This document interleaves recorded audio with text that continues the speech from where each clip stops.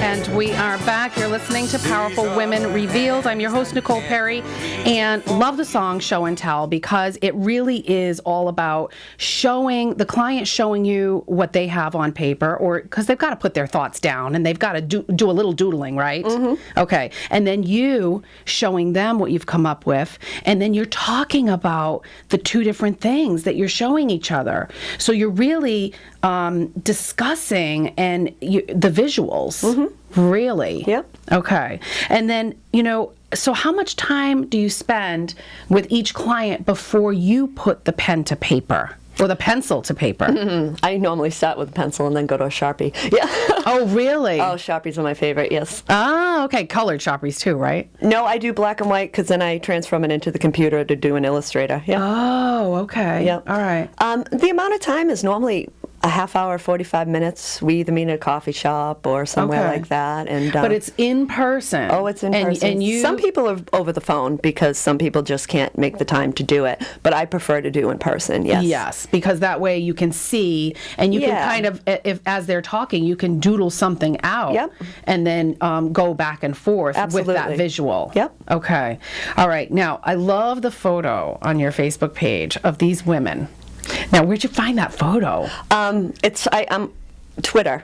Okay. Pictures in history. Okay. Yep. And it's these, I think it's like 8 women sitting at drafting tables. World War II making posters. Oh my God. That's how I learned. This was like, it was such a visual for me, mm-hmm. and it was an emotional moment when I saw this photo because it's women doing drafting. Oh, my dad was a drafter. Yep. And created and not an architect, but a draftsman. Yep. And to me, this was really, really a cool picture. Yeah, I loved it. Yeah. Yeah.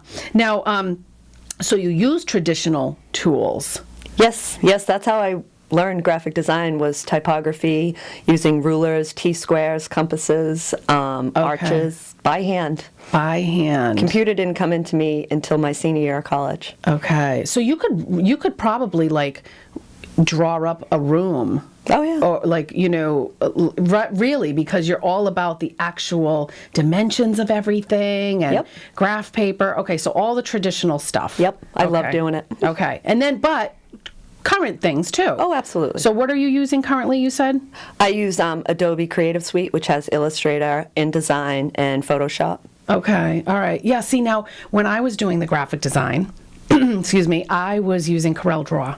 Yes, yep. That's almost the same as Illustrator. It's with points and lines and angles. Yep. So you're familiar with it? Oh, absolutely, yeah. Okay, so do you prefer Illustrator? Yep, I pretty much do 90% of my designs in Illustrator. See, now when I first started out, I chose CorelDRAW because it was different from Illustrator. Yep. I don't know where my mindset was. Yep. It's like, oh my God, everyone else is using Photoshop, and now I've got this, and I can't translate. Yep. And, it was... Illustrator is the way to go. It really is. It was a hindrance to me. Yeah. Where I thought it was going to, set me apart above the rest, It really did not make any sense. But anyway, so I see people changing their logos. Mm-hmm. Okay, and changing their business card look, whether it's the ready-made graphics or, what have you. If this is a pet peeve of mine, that people are constantly changing. Right. And it's one thing that I can say for myself. My logo I made myself. Mm-hmm. It's believe me, I'm sure you could just totally pimp that out and make that amazing.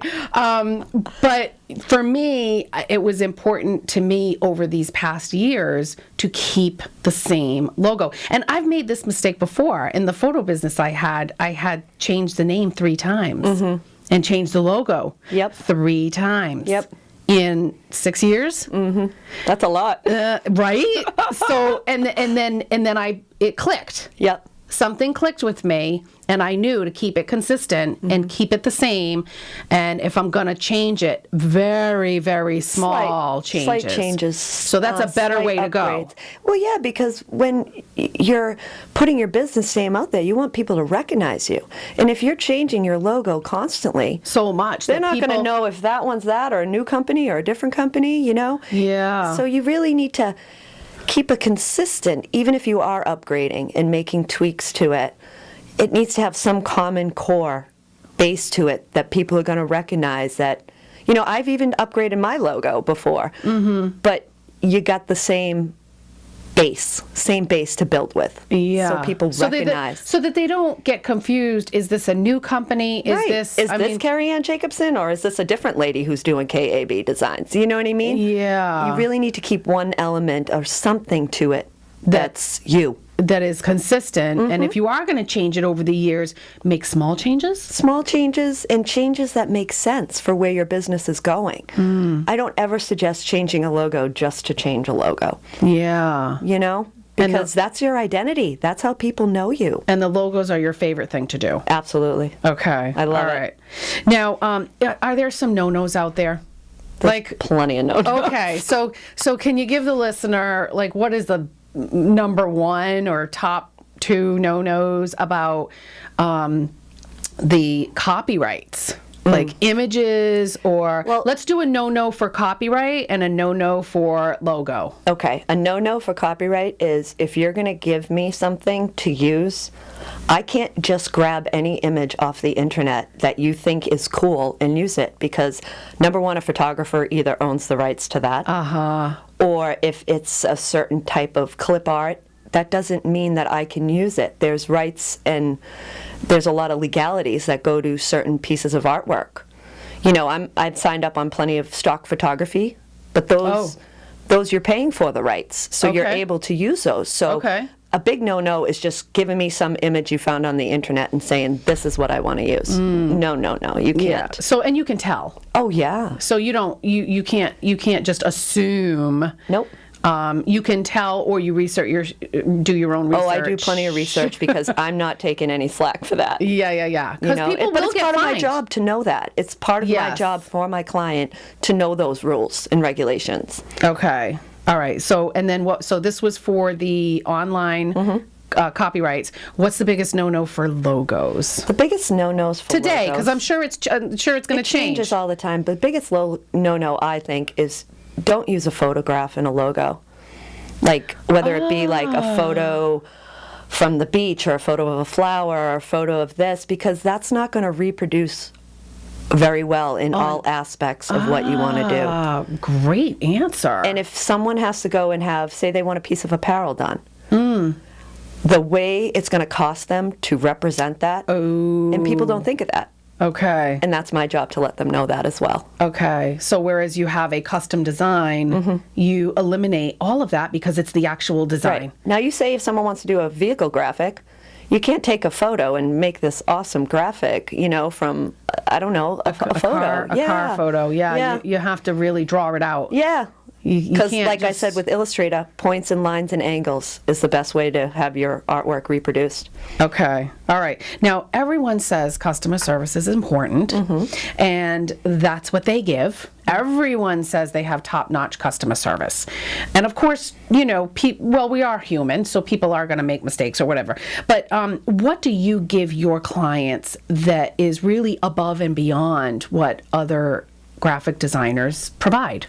Well, one thing I give my clients when their job is done is everything they're going to need to reproduce their artwork. In a file. I give them a folder with about 25 different formats of what they need to use. Wow. So when they're done and I hand that over to them, they don't have to come back looking for me because some guy in the apparel shop can't use the right logo. And I explain it in detail. So they've got a folder. Yep. And I give them a printout that explains everything which each file should be used for and where it best reproduces. So you basically take it's a no-brainer. You take all the guesswork out of where the things can go, whether it's a T-shirt or Facebook, banner. I will make labels that say apparel, online, social media, nice, email signature, nice, print. Nice. And then there's no question for them. Okay. All right. Well, we got to go to break. Can you help people clean up their existing websites? Yes. You can, because you can work on WordPress. Yep. And what's the other stuff that's out there? A lot of people use online things like Weebly and stuff like that are already made sites, but I can go in and tweak it, make it look better for them if they need to. And then sort of hand it back over. Yeah. I love that. And so you can handle HTML. Yes, absolutely. Okay. All right. Well, we got to go to break. My guest is KerriAnn Jacobson, and you can find her on Facebook, KAB as in boy designs, all one word. I'm your host, Nicole Perry. You're listening to Powerful Women Revealed right here on 95.9 WATD.